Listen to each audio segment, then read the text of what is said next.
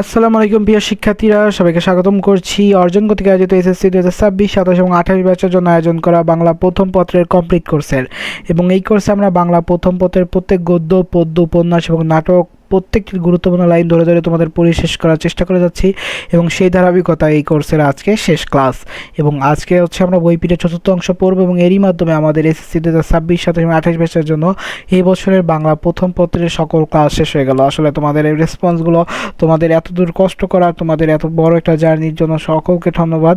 40টার মতো ক্লাস হয়েছে এবং 40টা ক্লাস তোমরা খুবই মনোযোগ দিয়ে করেছো এবং ভবিষ্যতে যদি কেউ এই ক্লাসগুলো কখনো মনে চায়, প্লেলিস্টটা তোমরা নিজেরা সেভ করে রাখতে পারো বা ডাউনলোড করেও করতে পারো। তো আজকে আমাদের এই যে ক্লাস, তো বরাবরের মতো আসলে আমি তোমাদের সাথে আছি আব্দুল মুস্তাকিম এবং পড়াশোনা করি খুলনা বিশ্ববিদ্যালয়ের পাশাপাশি এরকম করে আরও অন্যান্য কোর্স যদি পেতে চাই, এরপর অন্যান্য কোর্স দেওয়ার ইচ্ছা আছে, সেক্ষেত্রে চ্যানেলটিকে সাবস্ক্রাইব, ফেসবুক পেজটা ফলো করবে এবং মোবাইল ফোনে একটু নোটিফিকেশনটা অন করে রেখো, যেরকম বেল আইকন এবং ওইখানে নোটিফিকেশন অপশনটা। তো চলো বেশি কথা না বাড়িয়ে আজকে যে ভিডিওটা এবং শেষ যে ভিডিওটা এটা শুরু করি।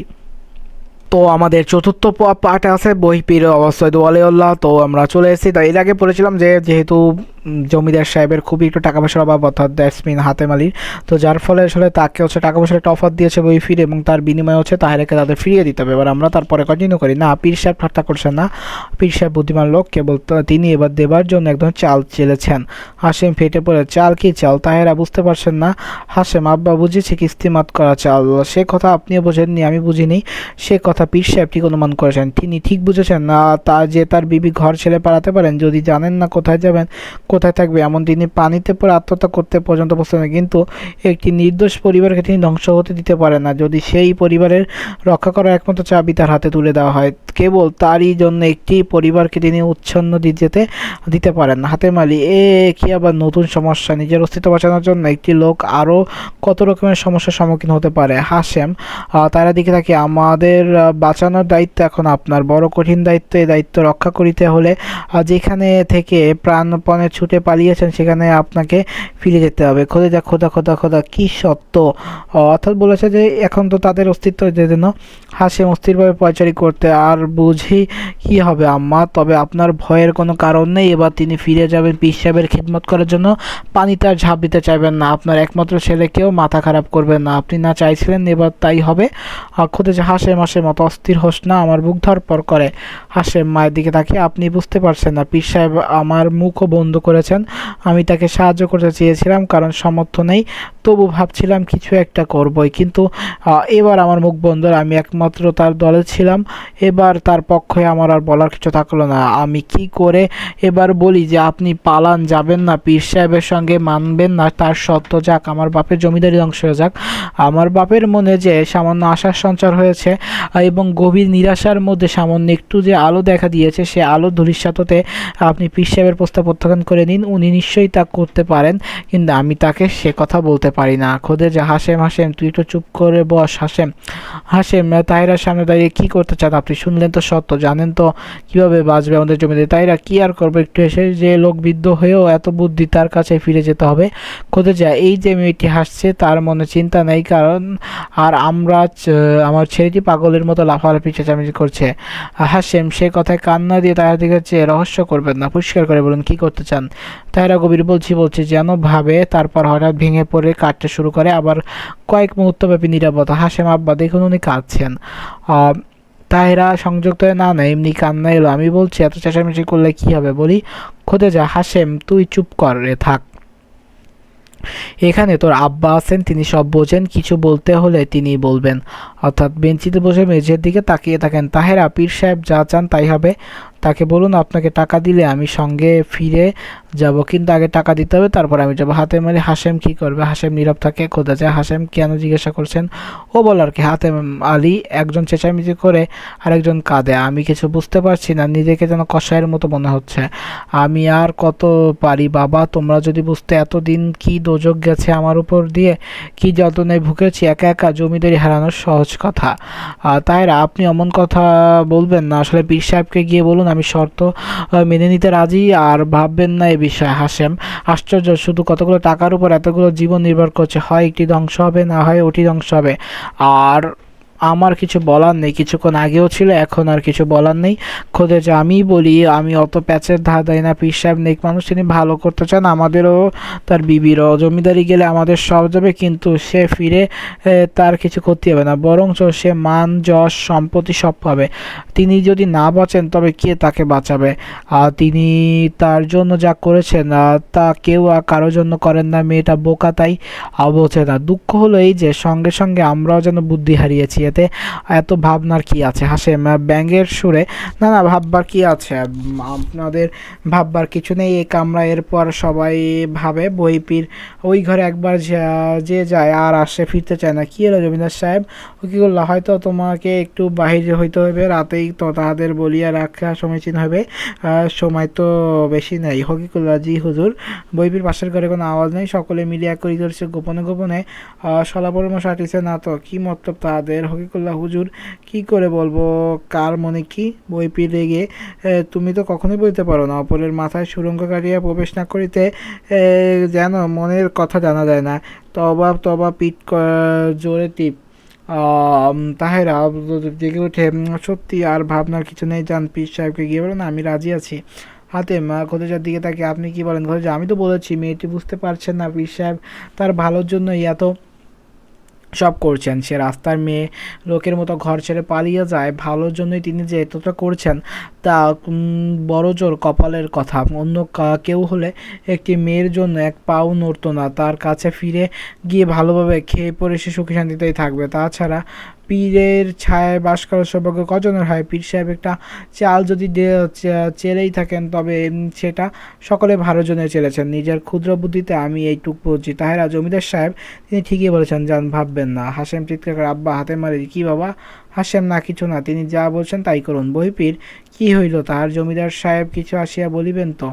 বহুত হইয়াছে হকিকুল্লাহ, নয় বলিলাম টিপিটে তুমি গিয়ে আমার শরীরটা ভর্তা বানাইয়া দিলে, ময়দা নাকি আমার শরীরটা? হাতে মারি তাহেরা দিকে তাকে লজ্জাভাবে, আর কিছু বলবেন না? তাহেরা মাথা নাড়ে। খোদা যা, তার কথা শেষ হয়েছে, আপনি যান, গিয়ে বলুন রাজি আছে।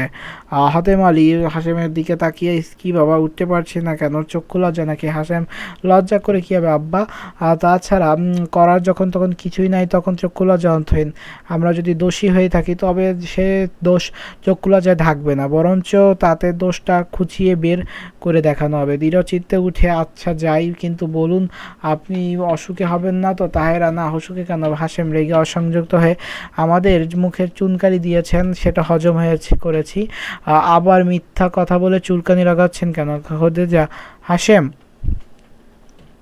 হাসেম চেঁচান চেঁচান, এবার জমিদারি তো ফিরে পেয়েছি, আসুন সবাই চেঁচায়। হাতেম আলী উঠে ঘরে যান এবং দরজা আধ ঘন্টা খুলে হাসেম দাঁড়িয়ে থাকে। কি খবর জমিদার সাহেব? বেহিবির বলছে। হাতেম আলী, জি, যিনি যাবেন। শকর আহমদুল্লাহ, হকিকুল্লাহ হাতেম আলী, কিন্তু একটা কথা আছে। তিনি শর্ত দিয়েছেন, তিনি রাজি আছেন। আমি রাজি নই, আমি এভাবে টাকা নিতে পারবো না। যাক যাই যাক জমিদারি ভাবিয়া কথা বলিতেছেন কি? হাতেম আলী, অনেক তো ভেবেছি, এ কদিন ভাবতে ওদের শরীরে আর কিছু নেই, কিন্তু হঠাৎ সব ভাবনা কেটে গেছে। আমার আর মনে হচ্ছে নতুন একটা জীবনের স্বাদ পেয়েছি। হাসেম চেঁচিয়ে, আব্বা এগিয়ে এসে, বইপির, ভালো বলো, যেমন বোঝেন। আমার আর কিছু বলিবার নেই। খোদেজা লাফিয়ে ঘরের দরজার কাছে এসে, কি বললেন পীর সাহেবকে? হাতে মারি, বললাম তিনি রাজি আছেন, কিন্তু আমি টাকা নিতে চাই না। যাক জমিদারি। খোদেজা থয়ে দাঁড়িয়ে আছে। বইপির ঘন মাথা নেড়ে, হু, বেশ বলিয়াছেন, উত্তম কথা বলিয়াছেন। হু, উত্তম কথা, অতি উত্তম কথা। খোদেজা, পীর সাহেব আপনার উপর রাগ করিবেন না, বরদোয়া দেবেন না। বইপির, আমাকে আপনারা কি ভাবিতেছেন? আমি পীর হইয়াছি বলিয়া কি মনুষ্য নেই ভাবিতেছেন? আপনারাই সব এক একজন দয়ার সাগরে, আর আমি হৃৎপিণ্ডহীন পশু, বেদরদ বেসমজল্লা। জমিদার সাহেব, বিনা শর্তে আপনি টাকা পাইবেন, ইহার দান নয়, ইহা পরিবন্দনাতো নয়, আপনাকে ইহা লইতেই হবে। আমার বিষয় হলো না। আর হাতে মারি, পীর সাহেব কি বলছেন আপনি? খোদা খোদা খোদা। বইপির, অবাক হইবেন না, অবাক হইবার কিছু নেই। তবে একটা বিষয়ে আমার বিবি সম্বন্ধে যা ভাবিয়াছিলেন তার অক্ষরে অক্ষরে ফলিয়াছে। সে বিষয়ে আমার কোনো ভুল হয় নাই। কিন্তু জমিদার সাহেব, ব্যাপারে একটু আপনি নিহাতে ভুল করিয়াছে, অতি আশ্চর্যের। সে বিষয়ে সত্যি সত্যি নিঃসন্দ ছিলাম, আমি নিঃসন্দ ছিলাম যে তিনি প্রত্যাখ্যান করিতে পারেন তাহা এক মুহূর্তের জন্য খেয়াল হয় না। আমাকে ভুল মানিতেই হবে, আর এই কথা মানিতে হইবে যে কোনো মানুষ হয়তো আশাতীত কাজ করিয়া বসিতে পারে, হঠাৎ হাতে মারি পীর সাহেব এমন কথা বলবেন না। বইপি না বলিয়া উপায় কি, কিন্তু ইহা পোলা বোকার মতো চিন্তা করবেন না টাকা আপনি পাইবেনি। হাসেম চিন্তা ধৈর্য হয়ে না পীর সাহেব আমার টাকা চাই না।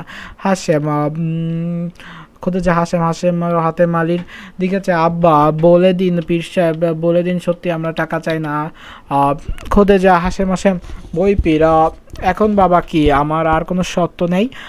সকলে মিলিয়ে আমাকে অমানুষে পরিণত করিয়াছেন। জমিদার সাহেবের উপর আমার সম্পূর্ণ আস্থা ছিল যে তিনি আমার দলে থাকবেনই আমাকে, কিন্তু তিনিও ঠকাইলেন। আর কিছু না থাকিলেও আমার জব্বার সম্মান তো দিবে না, ইহা আপনাকে গ্রহণ করিতে হবে। মনে হবে ইচ্ছা ইহা পরাজিত শত্রুর শেষ দাবি কবুল করিতে হবে। তাইরা উচ্চ স্বরে দেখুন আমি একবার যে কথা বলেছি সে কথা ব্যতিক্রম হবে না, আমি যাব।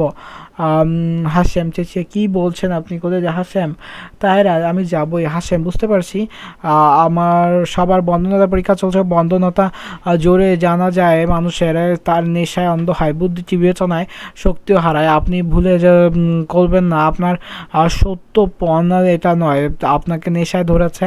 আপনি জানেন না যে এরা আপনাকে জীবন নিয়ে খেলা করেছেন, আপনি যেন দাবার গুটিয়ে জীবন নিয়ে খেলা করছেন, বুঝতে পারছেন না সে কথা? না আপনাকে আমি বাঁচাবই, চলুন আমরা সঙ্গে, চলুন আমরা পালাই। এই বর্ণনাটা হঠাৎ আপনার কাছে মধুর মতো ঠেকছে, বুঝতে পারছেন না? এ বিশ্বা হাত ধরে বাইরের দরজার দিকে নিয়ে যেতে আপনাকে নিয়ে সবাই বলে দিলাম আপনাকে বাঁচাবো, আপনাকে বাঁচাবার সময় আমার হয়েছে, এখন আপনাকে আর ছেড়ে দিতে পারি না।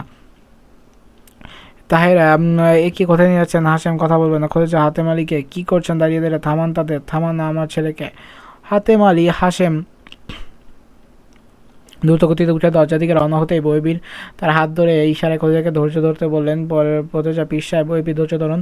তখন হাসেম তার হাত ধরে ধীরে তীরে উঠে অদৃশ্য হয়ে গেছে। তাইরাকে চলাতে ইচ্ছাকৃত না হলেও সে বিশ্বাস বাধা দেয় না, কেবল বলতে থাকে কোথায় যাবো, কোথায় নিয়ে যাচ্ছেন আমাকে? এ ঘরে বইপির অতীত ব্যতীত বিমূঢ় হয়ে আছেন। বইপির দীর্ঘ নিঃশ্বাস ফেলে এতক্ষণে জ্বর থামিল, তারা গিয়াছে যাক। তাছাড়া তো আগুনে ঝাঁপাইয়া পড়িতে যাইতেছে না, তাহারা তাদের নতুন জীবনের পথে যাইতেছে। আমরা কি করিয়া তাদের ঠেকাই? আজ নয় কাল যাইবেই। খোদে যা পীর সাহেব কি হবে আমাদের?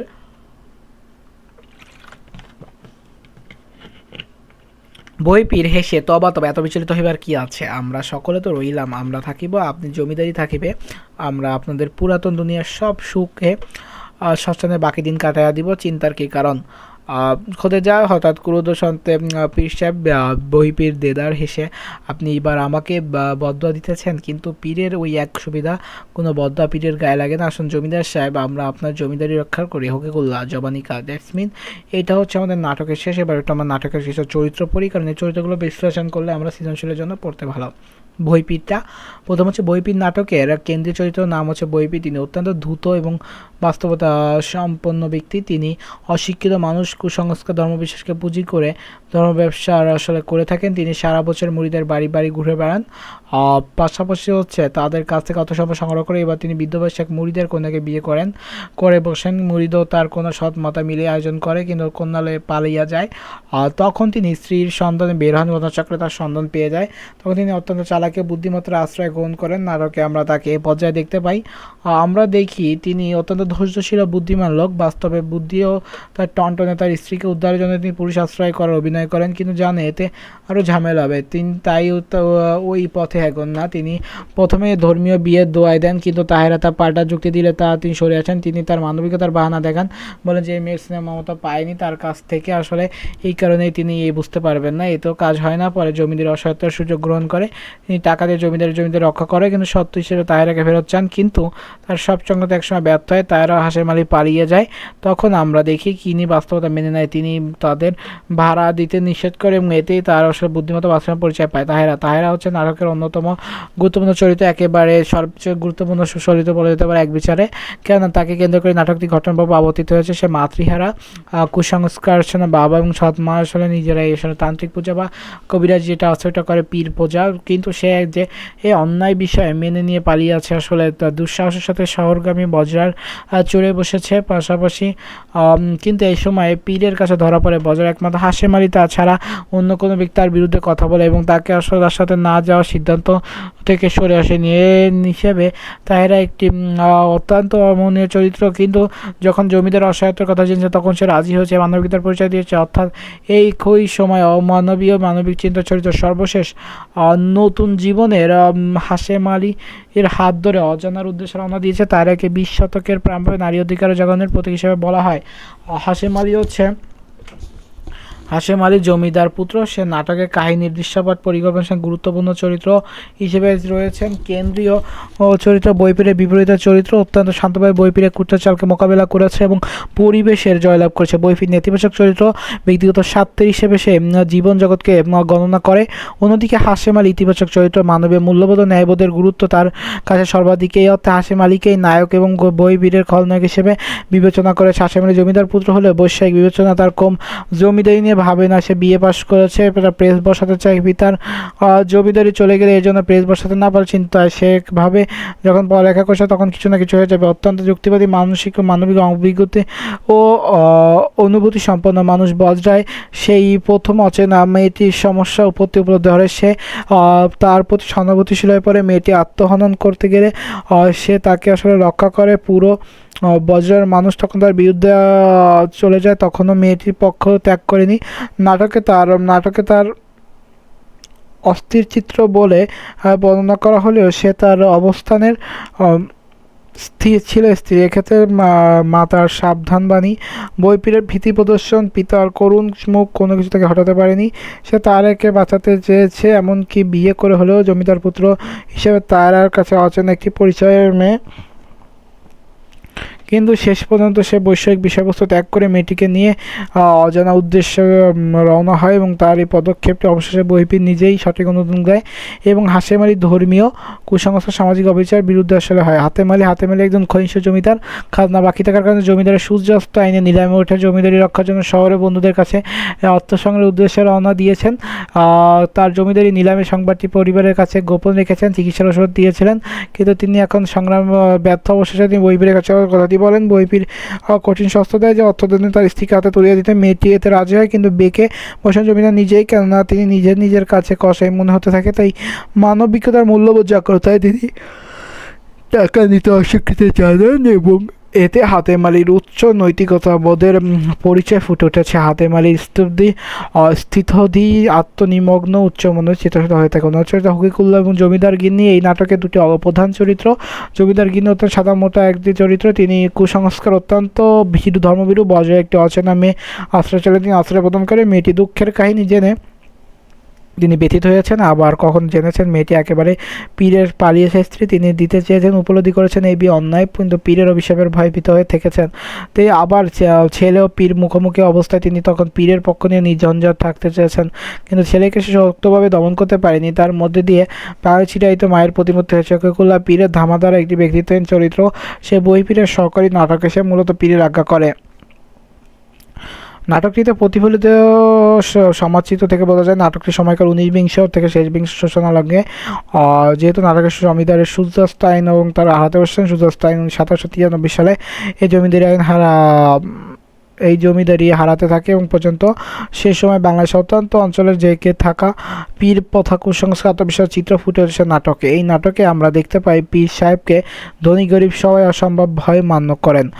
গ্রামের মানুষ পীরকে পেলে হৃদায়িত জ্ঞান হারিয়ে ফেলে, সেবা করার জন্য পাগল হয়ে যায়। ধন সম্পদ থেকে শুরু করে নিজ কন্যাকে পর্যন্ত তিনি দান করেন। নাটকটির বাঙালি মুসলমান সমাজে প্রচলিত প্রথার একটি বিশ্বস্ত দলিল, কিন্তু নাটকটি শেষ পর্যন্ত আলোর পথ দেখায়, এতে বদলানোর সংকেত হয় এবং নাটকটি দুটি প্রধান চরিত্র হাশেম আলী ও তাহেরা এই ব্যবস্থা থেকে বেরিয়ে আসে।